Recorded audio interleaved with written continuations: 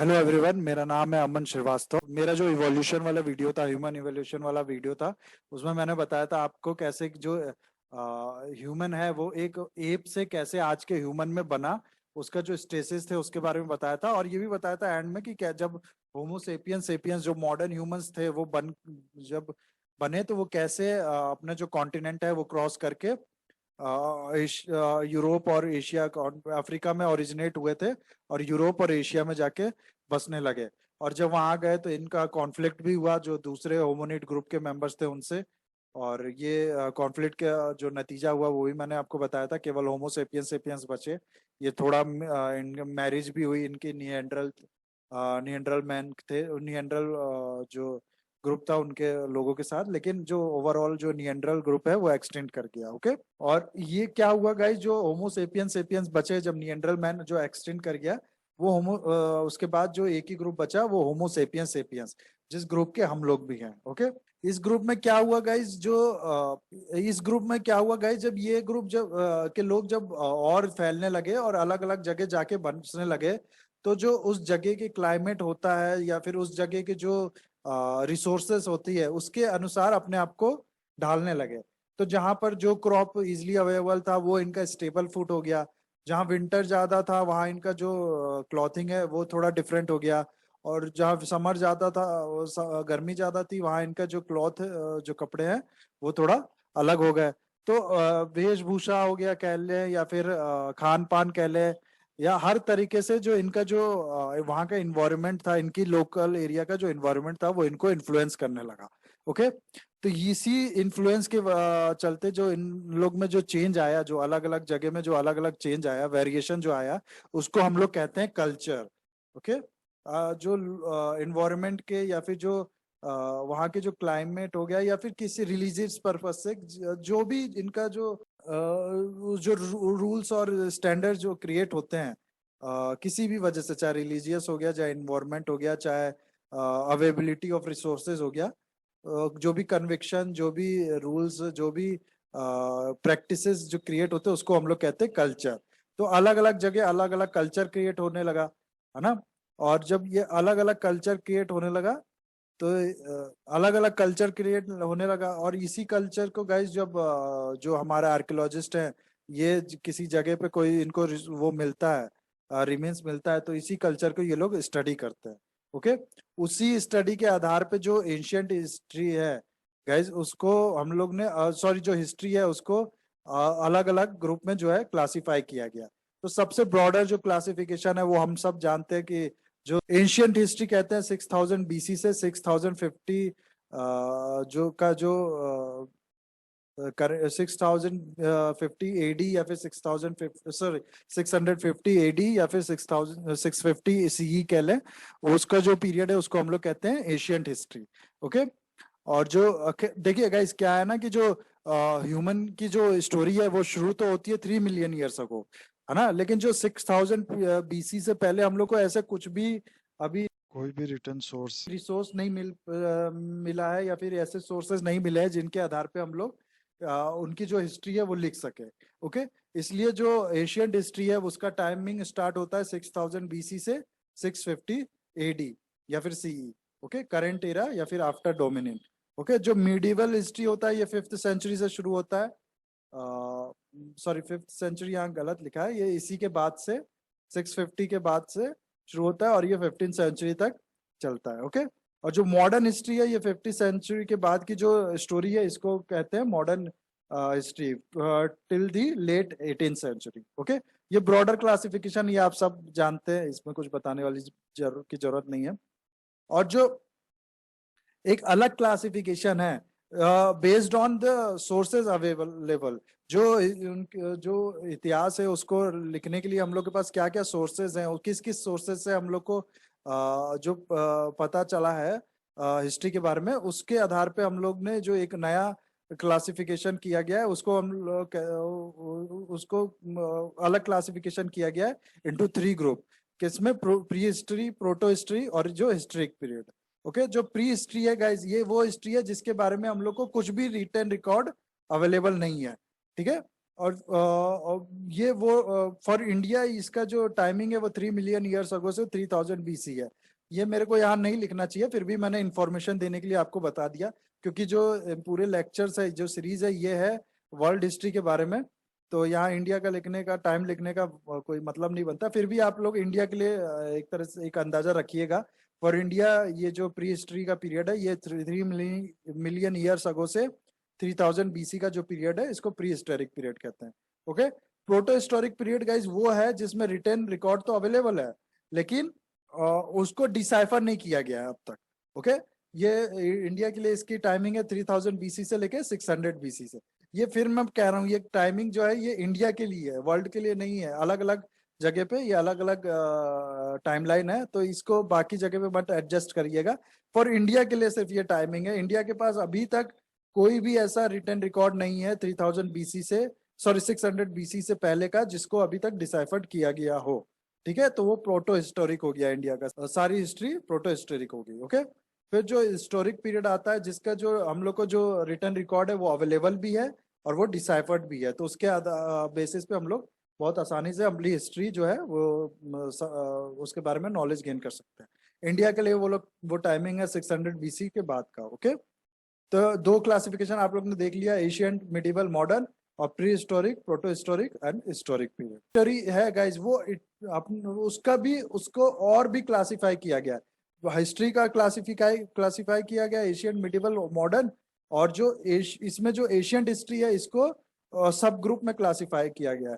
जो stone age group हो गया 3 मिलियन ईयर्स अगो से 3000 BC का जो टाइम पीरियड है हो गया। ये जो टाइम पीरियड है ये पूरे वर्ल्ड के लिए है। मैं आपको फिर से बता दूं, ये जो पूरा टाइम पीरियड है ये ऐसा नहीं है सिर्फ इंडिया के लिए, ये पूरे वर्ल्ड के लिए। पूरे वर्ल्ड के लिए कहना यहाँ इसलिए ठीक नहीं होगा, खैर, क्योंकि जो अफ्रीका और अमेरिका की जो हिस्ट्री है ये काफी बाद में मतलब इसके तरफ, इसके बारे में रिसर्च होना शुरू हो गया है, और काफी टाइम तक ये इग्नोर रही है। तो जो ब्रॉडली आप ये समझिए, ये पूरा यूरोप और एशिया के और थोड़ा बहुत अफ्रीका के लिए ये टाइम पीरियड सही है। ओके। बस अब क्लासिफिकेशन देखिए। स्टोन एज का पहले सबसे पहला वो है टाइम स्टोन एज, जब पत्थरों के हथियार या फिर जो गैजेट्स के लिए या टूल्स के लिए वो यूज करता था इंसान। और फिर काल्कोलिथिक एज आता है, जब कॉपर का यूज होता था। फिर कॉपर को में टीन ऐड करके ब्रॉन्ज बनाना सीख गया इंसान, तो ब्रॉन्ज एज उसका नाम दिया गया। फिर आयरन मिला तो आयरन एज। और जो पीरियड इसके बाद, आयरन एज के बाद का जो पीरियड है, इसका कोई नाम इसलिए मैंने नहीं लिखा है यहाँ पर, क्योंकि ये जो अलग अलग एरिया है, जैसे यूरोप जो है इसकी अलग स्टोरी चालू हो गई, उसके बाद काफी डिफरेंस क्रिएट होने लगा अलग अलग जगह में, और इंडिया में अलग स्टोरी, अफ्रीका में अलग स्टोरी। ठीक है। तो पीरियड ऑफ आयरन एज के बाद एक ब्रॉडली ऐसे ही लिख देते हैं, पीरियड बिटवीन 600 BC से 650 BC, करंट इरा जो है वो ग्रुप हो गया। तो 5 ग्रुप में एंशियंट हिस्ट्री है उसको भी बांटा गया। ओके। तो इस वीडियो में हम लोग क्या बात करेंगे गाइस, जो प्री हिस्टोरिक पीरियड है, जो पीरियड है जब हम लोग को ना रिटर्न रिकॉर्ड अवेलेबल है, ना अवेलेबल ही नहीं है, तो डिसाइफर्ड होने का तो सवाल ही नहीं होता। तो जो ये पीरियड है उसकी हम लोग बात करेंगे। ओके। और ये जो स्टोन एज का पीरियड है गाइज, ये जनरली ये प्री हिस्टोरिक पीरियड में ही आता है। ओके। जो ये स्टोन एज का पीरियड है, ये आप लोग खुद देखेंगे कि स्टोन एज भी 3 ग्रुप में बटा हुआ है। 3 क्लासिफिकेशन है स्टोन एज के, पैलेलिथिक, मेसोलिथिक और नियोलिथिक। तो ये जो पूरा का पूरा स्टोन एज है ये आता है प्री हिस्टोरिक पीरियड में। ओके। वैसे तो ये क्लासिफिकेशन केवल इंडिया के लिए भी है, लेकिन एक आप वैसे भी अंदाजा लगा ले तो 3000 BC से BC तक का जो टाइम पीरियड है वो प्री हिस्टोरिक है। ओके। और यहाँ देखिए स्टोन एज का जो टाइम पीरियड है ये भी 3000 BC पे खत्म होता है। ओके। तो ये कहने का मतलब है जो प्री स्टोन एज का जो पीरियड है ये प्री हिस्टोरिक पीरियड है। इस टाइम आदमी को रिकॉर्ड लिखना नहीं आता था, इसलिए कोई भी रिटन रिकॉर्ड अवेलेबल नहीं है। ओके। तो इस वीडियो में हम लोग प्री हिस्टोरिक पीरियड के बारे में समझेंगे, सॉरी पढ़ेंगे। और प्री हिस्टोरिक मैं कहूँ तो आप समझ जाइएगा स्टोन एज की ही बात हो रही है, और स्टोन एज के बारे में इस वीडियो में हम लोग पढ़ेंगे। तो गैस स्टोन एज क्या है? स्टोन एज है कि वो पीरियड जहां पर जो आदमी के जो टूल्स है, जो वेपन्स है, या फिर जो और भी चीज है, आग लगाने के लिए भी पत्थर का यूज होता था पहले, आपने सुना होगा। जो ये ये जो सब चीज है ये स्टोन से बनी हुई है। उस एज को नाम दिया गया स्टोन एज। क्या होता है ना कि जो आर्कियोलॉजिस्ट है वो जब कोई इनको एरिया मिलता है जहां पर पोटेंशियल होता है कुछ हिस्ट्री के पॉइंट ऑफ व्यू से, तो ये उसको खोदना शुरू करता है। और जो लेयर वो होता है, जो सबसे ऊपर जो लेयर मिलती है उसमें जो सामान मिलता है वो मतलब आप खुद ही समझ जाएंगे कि वो कम पुराना होता है, और जो सबसे नीचे जो मिलता है वो ज्यादा पुराना होता है। तो जो नीचे के लेयर्स हैं उसमें जो मिला है वो स्टोन एज पीरियड के हम लोग को वो सोर्स मिला है। स्टोन एज मतलब कहने का मतलब पत्थर के हथियार मिले हैं लगभग हर जगह के हिस्ट्री में। तो उस इसीलिए उसका नाम रखा गया है स्टोन एज पीरियड, क्योंकि वो लोग पत्थर का ज्यादा यूज करते थे, इसलिए स्टोन एज पीरियड। ओके, तो स्टोन एज पीरियड को खुद गाइस दो तीन तरह से क्लासिफाई किया गया, paleolithic age, mesolithic age and neolithic age. इन तीनों एज में जो डिफरेंस है वो आपको मैं अभी बताऊंगा। ये जो ब्रॉडर टाइम पीरियड है हम लोग देख सकते हैं इसका, पैलियोलिथिक एज का 3 मिलियन ईयर्स अगो से 10,000 BC का टाइम पीरियड है। ओके, और मीजोलिथिक एज से का जो टाइम पीरियड है वो 10,000 से 8,000 BC का, और न्यूलिथिक एज का जो है वो 8,000 BC से 3,000 BC का। ओके गाइज, ये जो टाइम पीरियड है ये हर जगह वो नहीं करता है, जस्ट हर जगह सेम नहीं है। कहीं कहीं तो लगभग 1,000 10,000 साल का भी अंतर है। लेकिन एक ब्रॉडली हम लोग जब पूरे वर्ल्ड की हिस्ट्री पढ़ रहे हैं तो हम लोग को कुछ वो चाहिए होगा टाइमलाइन का। तो ब्रॉडली आप इसमें इसको अंडरस्टैंडिंग के लिए इसको समझ सकते हैं। ये टाइम पीरियड आप याद रख सकते हैं पैलियोलिथिक एज का और ये सारे एजेस का। और जो इनमें डिफरेंस है वो आपको अभी मैं आगे बताऊंगा। ओके, सो स्टार्ट करते हैं गाइस पैलियोलिथिक एज से। तो जो पैलियोलिथिक एज है वो कहा जाता है कि तब से शुरू हुआ है जब जो सब ह्यूमन एंसेस्टर, सब ह्यूमंस क्यों कहा जा रहा है, क्योंकि वो कंप्लीटली ह्यूमंस नहीं है। आपको याद होगा मेरे लास्ट वीडियो में मैंने बताया था कि जो 3 मिलियन ईयर्स अगो है वो होमो हैबिलिस का लगभग उस टाइम पे शुरू होते हैं। तो पहला वो जो था वो होमो वर्ड का मैंने यूज किया था, आपको अगर याद हो लास्ट वीडियो में। तो वहां से वो 3 मिलियन ईयर्स अगो से वो शुरू हुआ था। और पैलियोलिथिक एज जो है वो भी देख लीजिए 3 मिलियन ईयर्स अगो से शुरू हुआ।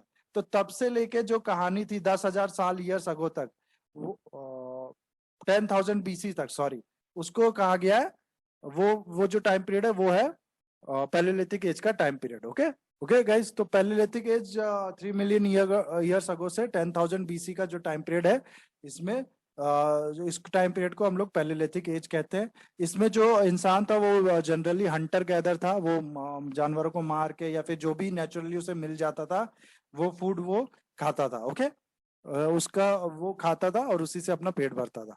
जो इसमें टूल्स मिले हैं वो गाइस जनरली 3 तरह के हैं। एक तो हैंड एक्सेस टाइप के, तीनों सारे टूल्स स्टोन से ही बने होंगे। लिथिक लग गया मतलब स्टोन, लिथिक मतलब होता है स्टोन, तो सारे टूल्स स्टोन से ही बने होंगे।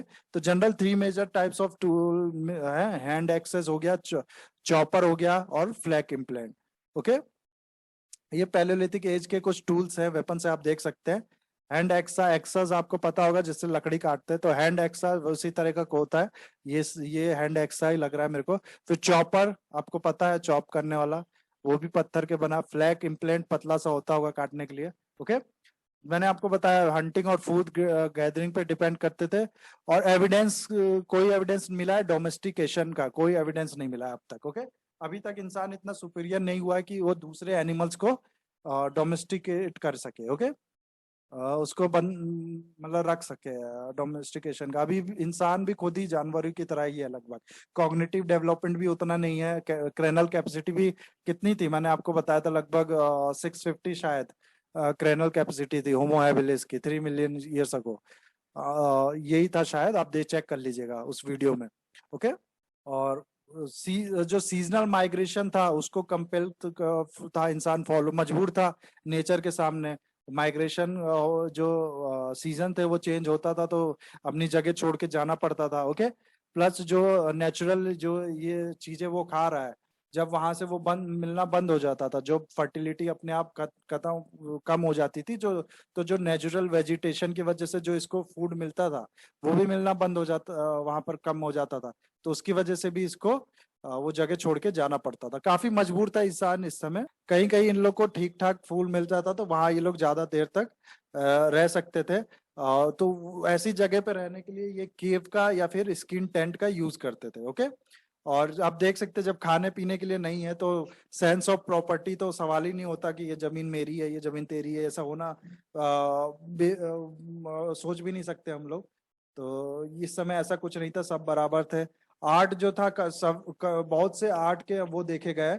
जो केव है ना, जगह जगह ऐसी केव मिली है कि जिसमें अंदर इन लोग ने कुछ भी थोड़ा बहुत पेंट मतलब बनाया किया है, अलग अलग कलर से या फिर अलग अलग चीज पे, जो दीवारों पे, केव की दीवारों पे। ओके, तो इसके ये वो है कि थोड़ा बहुत कॉग्निटिव डेवलपमेंट होने लगा था इंसान का, ये एक एविडेंस है।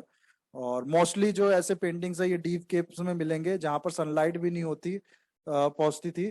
तो अगर किसी शो उसके लिए होते हैं, इम्प्रेशन वगैरह के लिए, तो ये ऐसी जगह बनाते ही नहीं कि जहाँ सनलाइट नहीं पहुंचती। तो इससे अंदाजा लगाया जाता है कि बहुत काफी इसका जो रोल था वो मैजिकल पर्पस के लिए था, या फिर कुछ रिलीजियस बैकग्राउंड था इस पेंटिंग का, या मतलब किसी रिचुअल या सेरेमनीज के लिए ये बनाते थे। और पेंटिंग जनरली क्या होता था, जो राइट्स थे, जो रिचुअल्स या जो सेरेमनी ये फॉलो करते थे ऑन डेथ एंड बर्थ, या फिर मैरिज हो गया, ये सब बनाते थे। Plus hunting right, to hunt animal difficult to find, इसके लिए भगवान को खुश करने के लिए उसकी पेंटिंग बनाते थे, ताकि वो एनिमल्स इनको मिल सके जो डिफिकल्ट हो मिलने के लिए, उसका ये आसानी से हंट कर सके।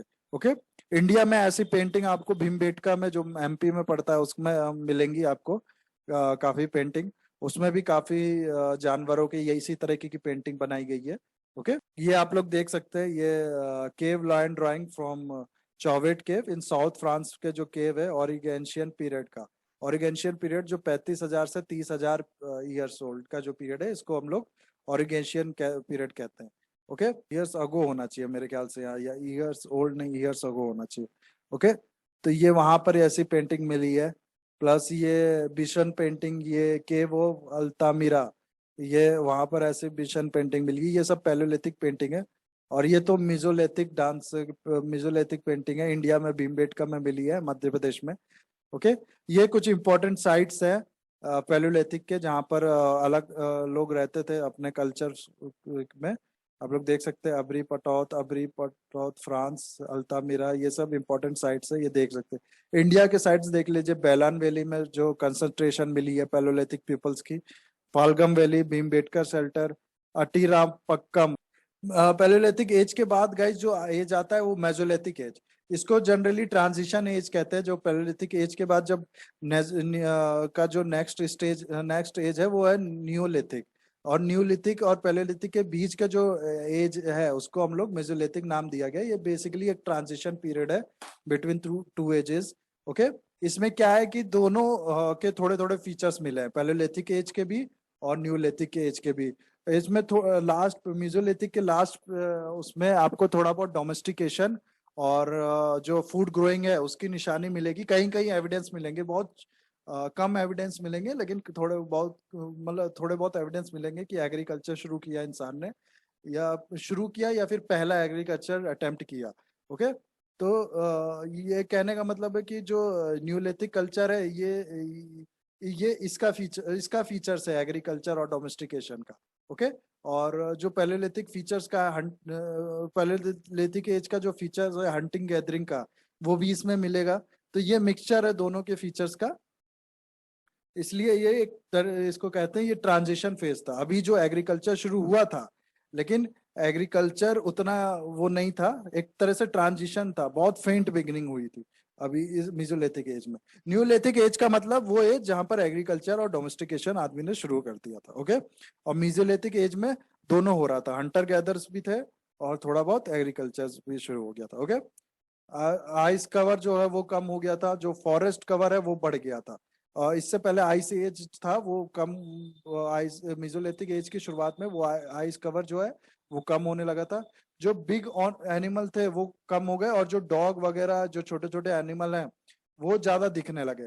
तो इसका जो डॉग्स वगैरह है इनसे तो ज्यादा मजबूत था इंसान, तभी मेसोलिथिक टाइम में या आज भी कभी भी इनसे तो ज्यादा मजबूत रहा है। तो इसीलिए इन सबको एज अ डोमेस्टिक पेट आदमी यूज करने लगा। ओके, और ये मेसोलिथिक एज है, इसका जो एक इम्पोर्टेंट कैरेक्टरिस्टिक है वो है माइक्रोलिथिक। जो इस टाइम जो ये टूल्स थे जो पैलेलिथिक एज में, ये टूल्स जो है ये बड़े बड़े पत्थर के बनते थे पैलेलिथिक एज में। लेकिन मेसोलिथिक में क्या हुआ कि जो टूल्स का जो साइज है वो छोटा होने लगा। ओके, तो ये पहला इवोल्यूशन आप देख सकते हैं टूल्स में, कि जो टूल्स का जो साइज है छोटा होने लगा, इसलिए इसका नाम दिया गया माइक्रोलिथिक। माइक्रोलिथ्स इसका नाम नहीं दिया गया, इसका जो एक इम्पोर्टेंट कैरेक्टर था वो माइक्रोलिथ का था।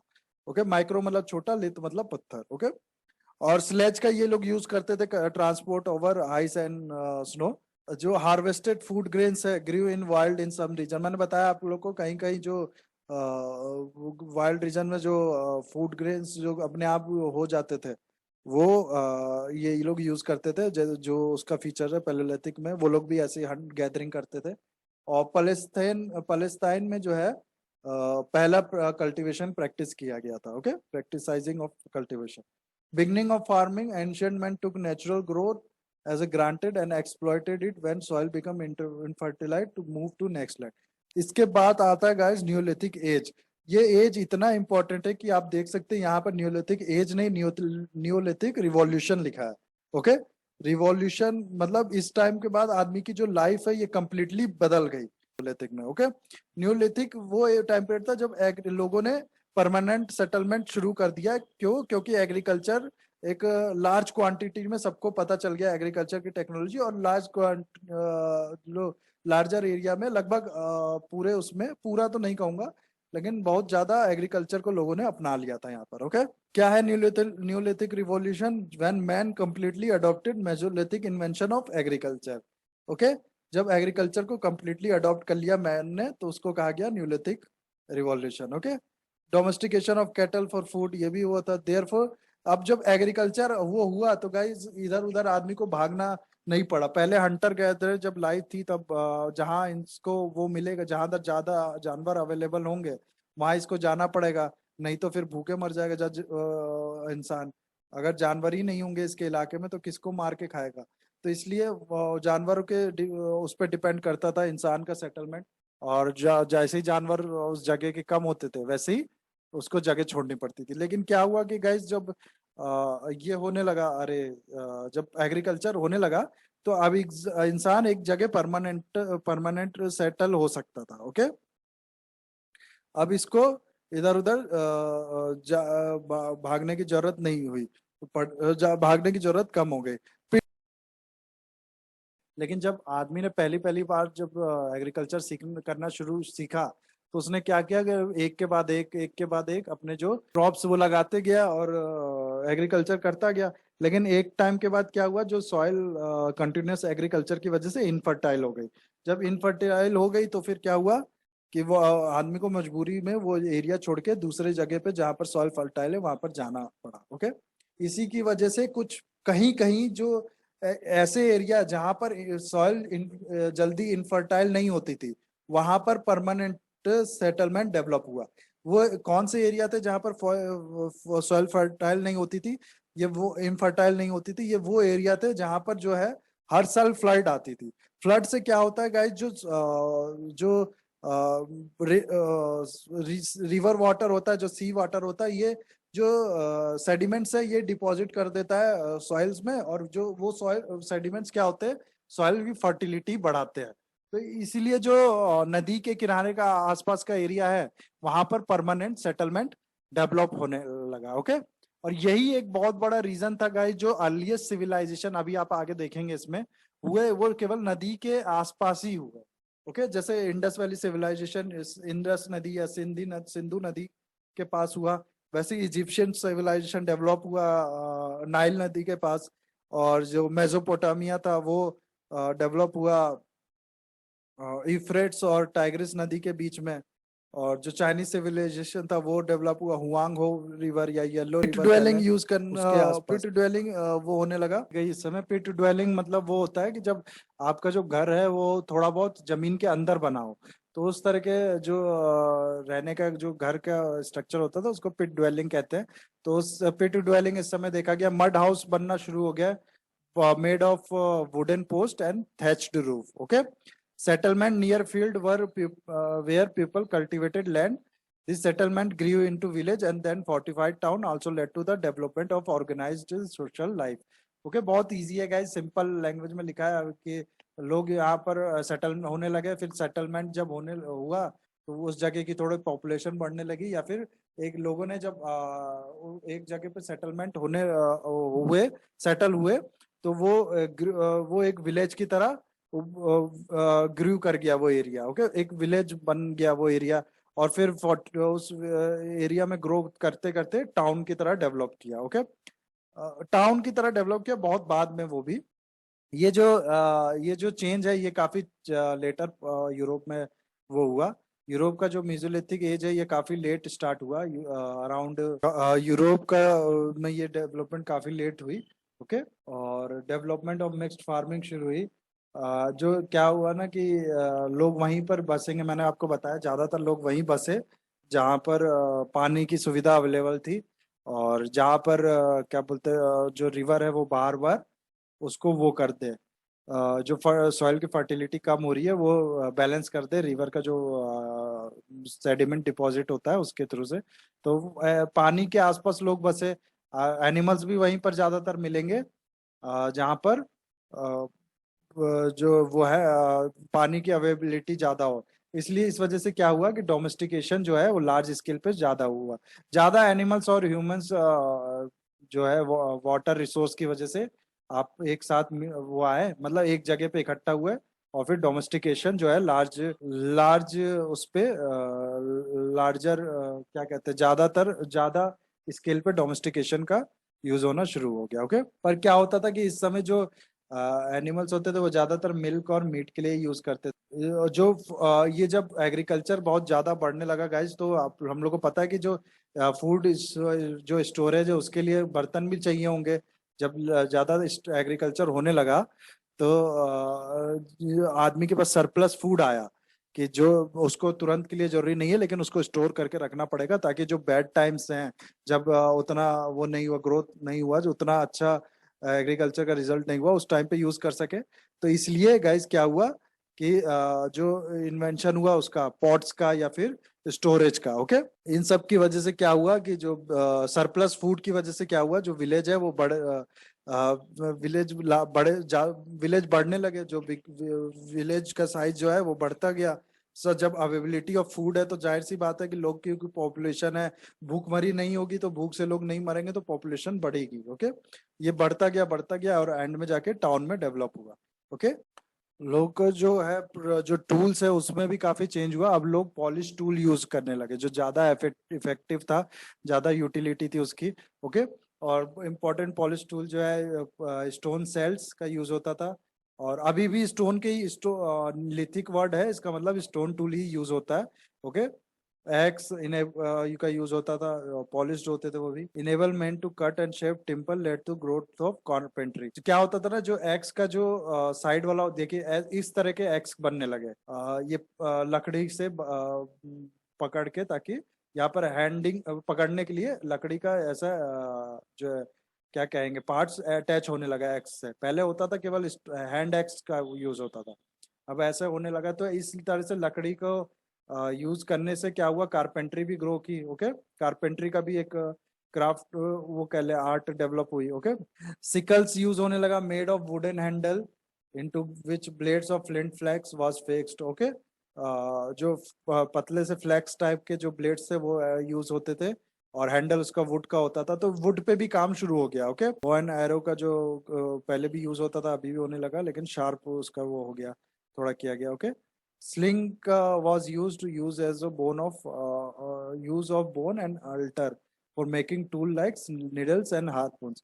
स्लिंग यूज होने लगा। स्लिंग अगर आप जानते हो रस्सी टाइप का होता है, उसके बीच में पत्थर या फिर कुछ रख के उसको नचाया जाता है, फिर फेंका जाता है, ताकि वो जो पत्थर जो है वो जाके सीधे लगता है उसको एनिमी को।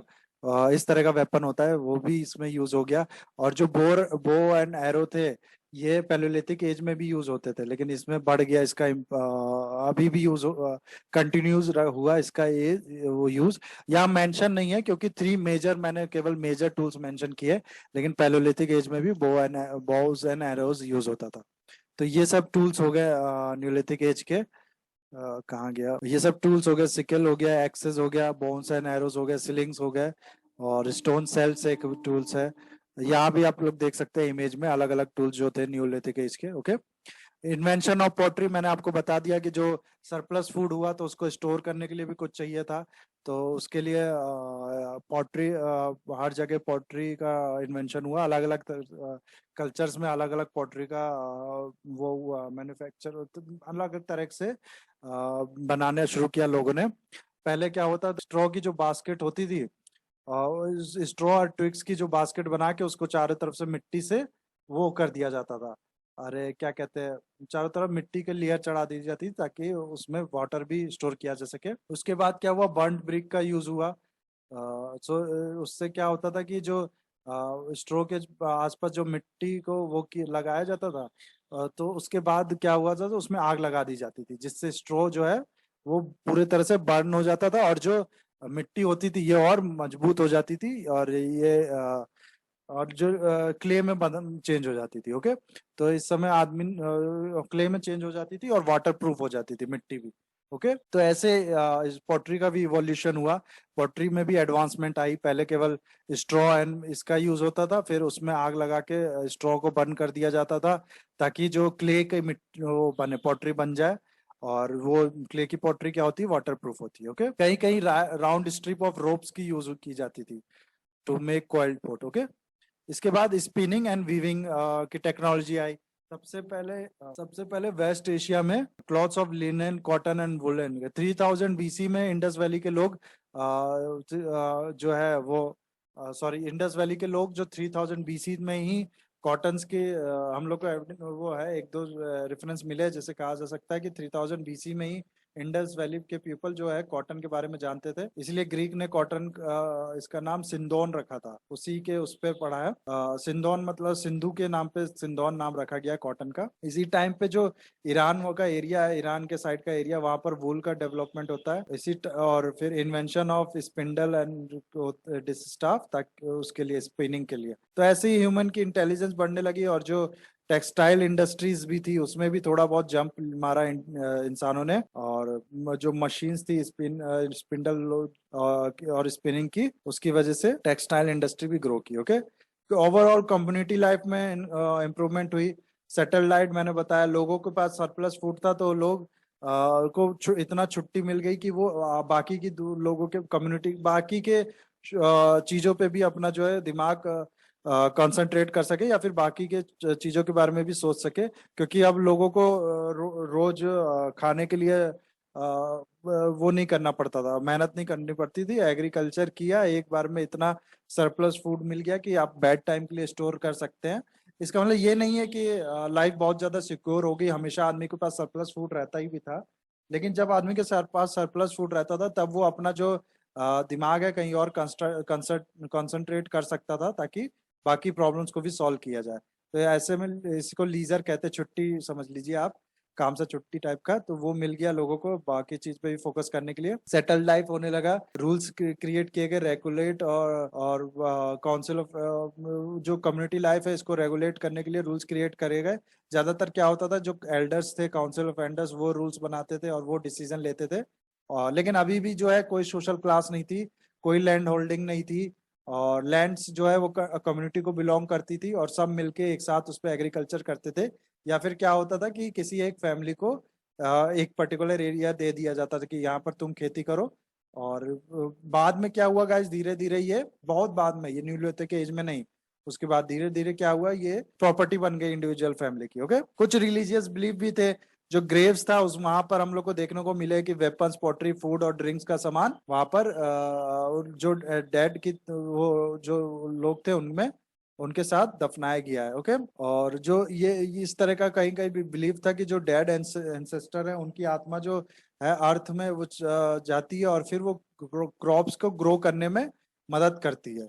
अर्ज किया जाता था डेथ पीपल के स्पिरिट से कि वो हेल्प करे हम लोग को ग्रोथ ऑफ क्रॉप्स में। ओके, और एविडेंस ऑफ टोटम, टोटम क्या है कि जो कई कई कोई जानवर सिंबल की तरह यूज होते थे फॉर पर्टिकुलर ट्राइब और क्लैन के लिए, इसको टोटम कहते हैं। और लोगों का ऐसा मानना था कि जो इस तरह के बिलीव डेवलप हुई थी कि जो एनिमल है वो फूड भी प्रोवाइड करते हैं और बहुत तरह से इंसान को हेल्प करते हैं, इसलिए एक तरह से कहते हैं फ्रेंड्स हैं ह्यूमंस के। और ये लोगों को मतलब ये बिलीफ शुरू हुआ था कि जो एनिमल्स हैं और मैन से इनके जो एंसेस्टर है ये सेम है।